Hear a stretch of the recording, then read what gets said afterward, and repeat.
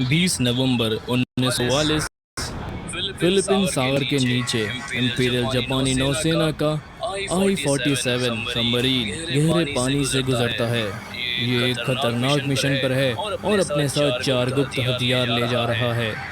I-47 के अंदर lieutenant सेकियो निशिना अपने पुराने दोस्त की राख को देख अपने आने वाले वक्त के लिए तैयार हो रहे हैं। कप्तान बताता है कि लोकेशन पर पहुंच गए हैं। वो ध्यान से बॉक्स को पकड़े अपनी तकदीर की ओर बढ़ता है। छत पर खुली हैच उसे अपने ही डिजाइन के हथियार में अपनी अंतिम यात्रा के संकेत देती है।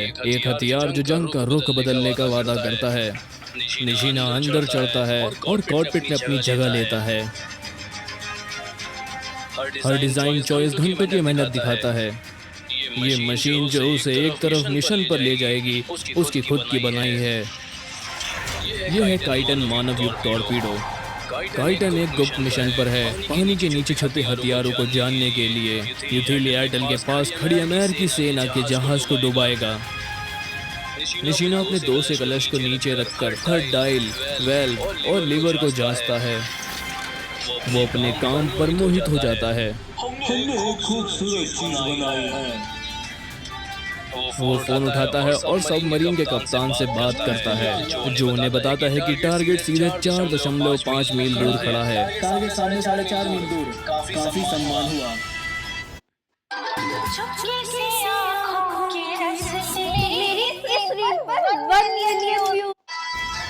काइटन सबमरीन के छांव से हटा दिया जाता है। हर एक अब खुद ब खुद चल रहा है। शुरुआती ऑटो पायलट पर सेट किए गए बेरिंग्स की ओर जाते हैं, लेकिन रफ्तार लाजवाब है। ये सबसे तेज मानव युक्त सबमरीन है उस वक्त की।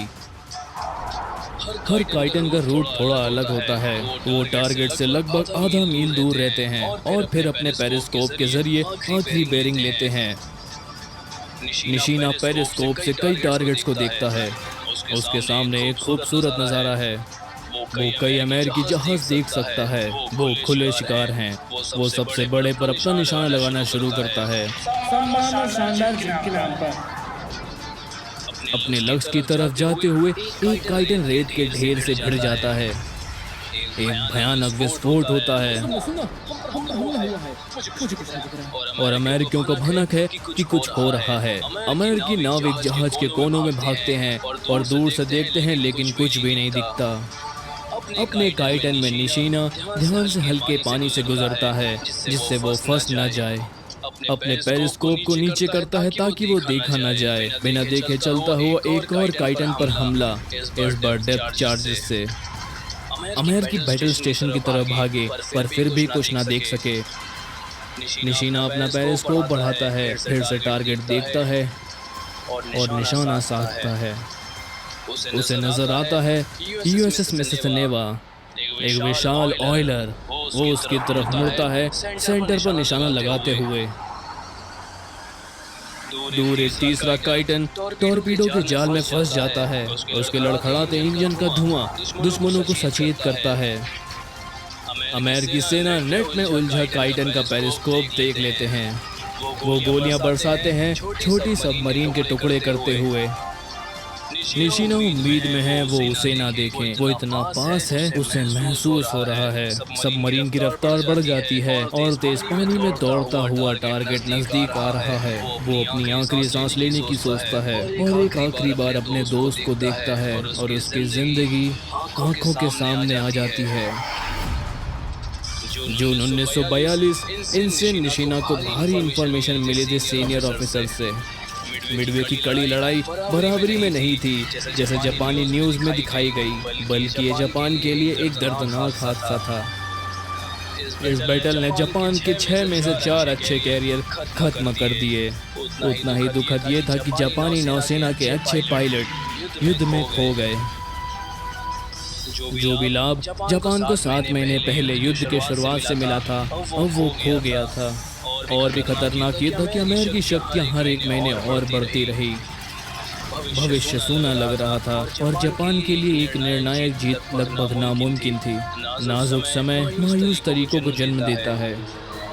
The next minute is created by our sponsor, NVIDIA AI. A significant portion of modern technologies have their origins in the innovations and advancements made during World War II, from radar to underwater technologies, such as the Kaisen submarine, and even the birth of the first computers. These advancements have shaped our modern world. Even everyday items like ballpoint pens and duct tape have wartime origins. This clip was generated by today's sponsor, NVIDIA AI. Making big budget videos is hard and expensive, but if you have a story to tell and want to get started on YouTube, then NVIDIA AI is the world's most popular AI video creator. This isn't AI generated imagery. The AI curates a huge library of beautiful video clips. Start with a prompt and the AI will give you a draft script and a video. Using the edit command box, you can change the intro, translate to other languages, or make any adjustments you want manually. You can even clone your voice. It saves you hundreds of dollars by combining the functions of over 10 tools for just $20 a month. Use the link in the description and the code YARNHUB50 to get 2 times the video generation credits in your first month. Start your video career today. कुछ महीनों बाद निशीना छोटी submarine में pilot training शुरू करता है और दूसरे पायलट लेफ्टिनेंट हिरोशी कुरोकी से दोस्ती करता है। छोटे और गुप्त जहाज दुश्मनों के पास टॉर्पीडो से हमला करके चुपके से निकलने के लिए हैं, लेकिन ये सबमरीन सब पुरानी हो चुकी हैं। अमेरिकी सोनार ने सुनिश्चित किया कि ये पानी के अंदर ताबूत हैं। हालांकि मुश्किल निशाने वाले टॉर्पीडो का मतलब है कि सफल घुसपैठ की भी हार होगी। क्या आप फैंटेसी स्पोर्ट्स में जीतना चाहते हैं? तो इस्तेमाल करें ड्रीम एआई। सफलता की कोई उम्मीद न होते हुए सबने सोचा, एक भी जहाज डुबाए बिना वो क्यों नष्ट हो जाएं। मैं सहमत हूँ मेरे दोस्त। मैं कम से कम एक अमेरिकी जहाज अपने साथ ले जाऊंगा अगर मुझे जान गंवानी है। अपने दोस्त की बात से निशीना को एक विचार सताने लगता है। क्या होगा अगर वो सबमरीन टॉर्पीडो बदल दें? वो दोनों आपसी समझ से एक दूसरे को देखते हैं। जापान के लिए युद्ध खराब चल रहा है और अमेरिकियों के पास कई जहाज और सैनिक हैं, इसलिए दोनों दोस्त बदनाम कामिकाज़े को काम में लाने से पहले ही स्केच बनाना शुरू कर देते हैं। कुरोकी और निशीना इस रणनीति का इस्तेमाल करने का सोचते हैं, पर समुद्र के नीचे वो अपना सुझाव रखते हैं, लेकिन अधिकारी उन्हें नजरअंदाज कर देते हैं तब तक जब तक वो खून से लिख के अपनी सच्चाई साबित न कर दें। अपनी कट्टरपंथी योजना से जापानी पायलट को मौत के मुंह में डालना अधिकारियों के लिए इसे बचाना मुश्किल था। हालांकि इसकी उपयोगिता को कोई नजरअंदाज नहीं कर सकता था। काइटन को आगे बढ़ने दिया जाता है, पर इस शर्त पे कि पायलट को निकलने का साधन दिया जाए। एक विचार जिसे 2 डिजाइनर ने छोड़ दिया क्योंकि वो काफी मुश्किल और गैर भरोसेमंद था। जब आखिरकार बना तो ये अंडर सी बेस 14.7 मीटर की लंबाई, 1 मीटर का डायमीटर और 8 टन के साथ छोटा नहीं था। इसमें सिर्फ एक पेरिस्कोप है और प्रारंभिक कंट्रोल और नेविगेशन के लिए एक जायरोस्कोप और एक घड़ी समय के लिए, पर ये सब टारगेट पर 1.5 टन विस्फोटक पहुंचाने के लिए। काइटन पायलट को नौसेना विमान और अफसर ट्रेनिंग से लिया जाता है। हजारों खुद से आते हैं, पर केवल कुछ 100 ही चुने जाते हैं। चुने गए कुरोकी और निशीना को सौंपे जाते हैं और मिलकर वो हथियार को ट्रेन और टेस्ट करते हैं। पायलट के मैनुअल नहीं होते तो टीचर और स्टूडेंट का काम है हथियार की कमी और दिक्कतें जांचना। एक ट्रेनिंग मिशन पर हिरोशी कुरोकी एक शुरुआती काइटन को ओत्सुशिमा की कोस्ट पर ले जा रहा था। खराब मौसम से निशीना अपने दोस्त को चेतावनी देने और जाने से रोकने की कोशिश करता है। मौसम खराब है पर कुरोकी आगे जाने की जिद करता है, ये कहते हुए स्थिति कॉम्बैट मिशन जैसी होगी। वो गोता लगाता है और ट्रेनिंग जारी रखता है। कुरोकी का काइटन गहराई में जाता है और समुद्र तल की ओर बढ़ता है। वो नियंत्रण से जूझता है जब समुद्र और धाराएं उसे ढकेलती हैं, लेकिन काइटन उछलता समुद्र सह नहीं पाता। नियंत्रण से बाहर हिरोशी का डर लिए सबमरीन नीचे की ओर समुद्र तल पर जाती है। हिरोशी कोशिश करता है लेकिन कोई फायदा नहीं। उसकी डिजाइन का समुद्री राक्षस अब उसके लिए जेल है। वो जापानी नौसेना द्वारा जोर दिए गए एस्केप हैच का डिजाइन छोड़ने पर चुपके से खुद को कोसता है, पर वो ये भी समझता है कि गहरे पानी का दबाव उसका इस्तेमाल नामुमकिन कर देता। फौरन सोचते हुए वो शोर मचाने की कोशिश करता है। हर 5 मिनट में वो कंप्रेस बोतल से एयर रिलीज करता है। उसका मकसद था कि सतही जहाज को बुलबुले उसका पता बता सके। सतह पर खराब मौसम और कम रोशनी इस योजना को खराब कर देते हैं। बिना विकल्प के कुरोकी शांति से पेन उठाता है और एक डिटेल्ड इंसिडेंट रिपोर्ट लिखता है, बताते हुए कि दुर्घटना पूरी तरह उसकी गलती थी। निशिमा और दूसरे जिन्होंने उसे खराब मौसम की चेतावनी दी थी जिम्मेदार नहीं थे। वो लेटर को इन शब्दों से खत्म करता है, अमर रहे एम्परर, अमर रहे जापान का साम्राज्य, अमर रहे इंपीरियल नौसेना। आखिरकार जापान के रिवाज के मुताबिक वो अपनी मृत्यु कविता लिखता है। ये बहादुर शख्स अपने देश का इतना त्याग दिए कि उसे मरना मुश्किल लगता है, अपने दोस्तों को बुलाता है, मरने वाला है। वो प्रभाव के 10 घंटे बाद ऑक्सीजन की कमी से मृत पाया गया। वो सिर्फ 22 साल का था। ये घटना निशिना के लिए भयानक थी, जो अपने दोस्त के साथ एक गौरवशाली मौत देख रहा था, लेकिन अब वो सिर्फ आगे बढ़ सकता है अकेला। आखिरकार क्रू मिशन के लिए तैयार माना जाता है और पहला मिशन 20 नवंबर 1944 को निर्धारित है। 6 नवंबर को पहले हमले के लिए चुने गए 12 भाग्यशाली पायलट्स के लिए सब पार्टी रखते हैं। इसमें से एक निशिना भी है। वो साकी और काचिकुरे के साथ जश्न मनाते हैं।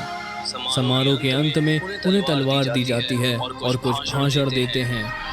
भाषण के दौरान निशिना बताता है कि वो युद्ध में अपने खोए दोस्त हिरोशी कुरोकी के साथ जाएगा।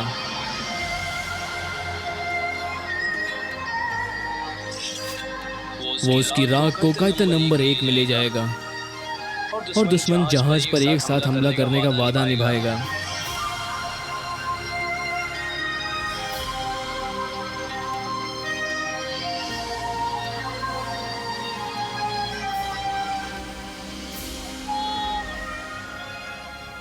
अगली सुबह सभी 3 बड़ी सबमरीन में चढ़ते हैं जो उन्हें युद्ध के करीब ले जाएगी। सबमरीन में सवार पायलट को काफी ज्यादा सामान देते हैं। क्रू सच्चाई से चारों पायलट को चारों जहाज पर चढ़ते हुए देखता है। कुरोकी और मैं खुश नसीब हैं कि हम पहले हैं जो अपने हथियार लड़ाई में चलाएंगे। जापान और एम्परर के लिए जापानी लोग आपकी इज्जत और बलिदान को याद रखेंगे। I-47 का क्रू अपने 4 काइटन पायलट को क्रू मेंबर द्वारा बनाई गई पेंटिंग देते हैं, जिसमें एक काइटन एक अमेरिकी जहाज को नष्ट करता है। ये एम्परर को भेंट की जाएगी। चारों पायलट अपनी अपनी सबमरीन में चढ़ते हैं और मिशन शुरू होता है। कुछ पल बाद कुंडी खुलती है और फोन लाइन टूट जाती है। निशिना तुरंत मशीन को संभालता है और वो चली जाती है।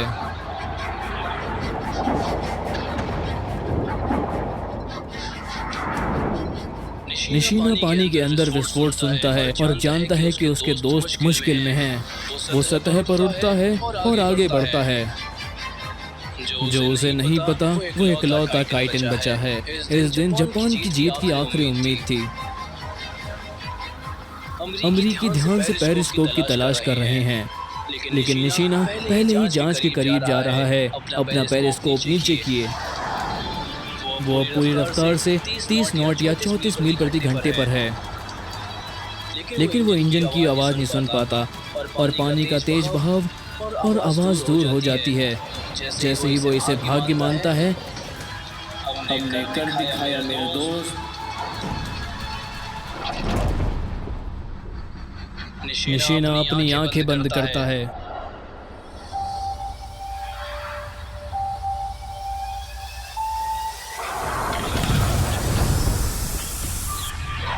उसके काइटन का वॉरहेड यूएसएस मिसेस नेवा का पटवार छूता है।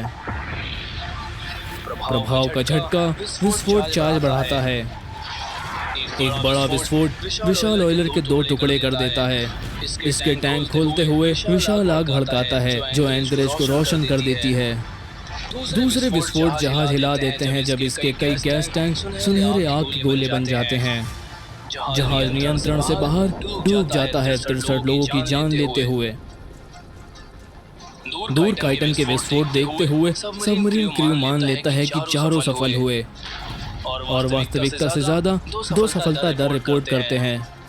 ये झूठी रिपोर्ट जापानियों को और काइटन मिशन के लिए प्रेरित करता है, पर कुछ ही सफल हुए। कुल 106 जवानों ने अपनी जिंदगी गंवाई इन भयानक मशीनों को चलाने में। यूनाइटेड स्टेट के सूत्रों के मुताबिक केवल 3 ने अपने लक्ष्य मारे, 187 अमरीकियों की जान लेते हुए।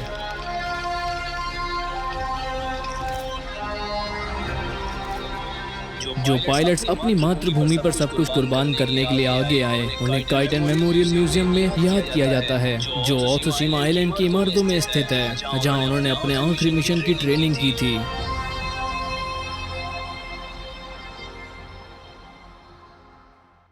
आप एक रील डालोगे